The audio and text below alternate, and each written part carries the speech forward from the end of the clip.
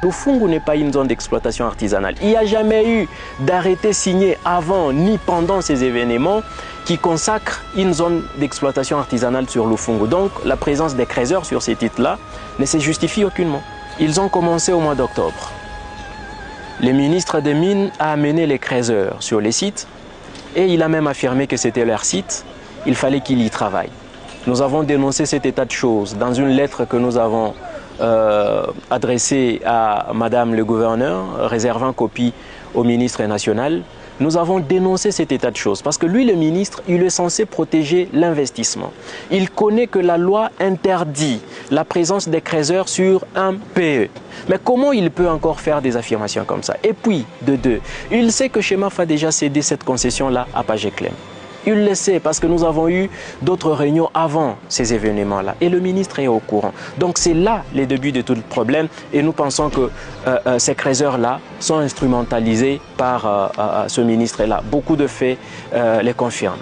Les PV auxquels vous faites allusion, ils ont été signés en 2021 entre la société Chemaf et les groupes de creuseurs EMA, à l'occasion des conflits qui ont surgi sur la mine de Mutoshi, la mine qui appartient à Chemaf.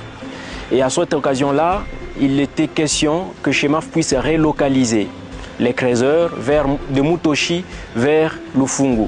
Mais les creuseurs n'étaient pas d'accord parce qu'ils ont estimé que sur Lufungu, il y avait beaucoup de travaux à faire, des couvertures et tout ça, les terrains étaient encore incultes. Et ils n'ont pas accepté, ils ont voulu rester sur Mutoshi. Et si vous vérifiez même aujourd'hui, sur Mutoshi, il y a encore des groupes de creuseurs qui travaillent dessus. Et ces creuseurs-là sont des EMA. Alors, ceux qui viennent aujourd'hui, si vous prenez les communiqués de Chemaf du 20, il est clair que Chemaf n'a jamais cédé la concession ni au gouvernorat de province. Chemaf n'a jamais reconnu la présence des creuseurs sur Lufungu. Alors de quoi on est en train de parler?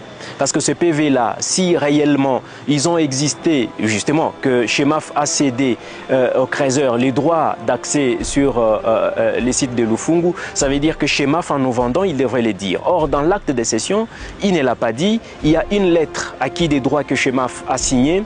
Elle ne reconnaît jamais cet aspect des choses. Et dans les communiqués les plus récents, Chemaf dit clairement que sur les sites, il n'y a pas de creuseurs. Le pasteur Jean Clément, il est associé gérant de la société Pageclem. Il est l'un des associés de la société. Il est également gérant. Monsieur, les chargés des missions du président de la République, il n'a aucune action dans Pageclem, il n'a aucune influence dans Pageclem. Monsieur Zaïn Zonde Concite, il travaille dans le mine depuis 2015. Or, son frère n'a été nommé chargé des missions du chef de l'État que très récemment, au mois d'août. Ça veut dire qu'on ne sait pas faire ces liens-là. Les gens qui tentent de faire ces raccordements-là, ils les font dans l'intention, naturellement, de nuire. Et puis, monsieur le journaliste, la loi n'interdit pas, n'est-ce pas, à un membre de famille de quelqu'un qui travaille dans les régimes de se retrouver dans une société. Et puis si par coïncidence, M. Esaïe Zonde est chargé des opérations dans Pageclem et que son frère est chargé des missions de chef de l'État, je ne trouve pas comment on peut faire les liens entre les chargés des missions de chef de l'État et son frère qui est dans une société privée qui n'appartient même pas à l'État. Donc c'est un faux fuyant, celui-là. C'est des arguments qu'on est en train d'évoquer purement dans le but de nuire à la réputation des personnes qu'on cite, notamment les pasteurs, M. Zaï Zonde et même les chargés des missions de chef de l'État. C'est fait à dessein.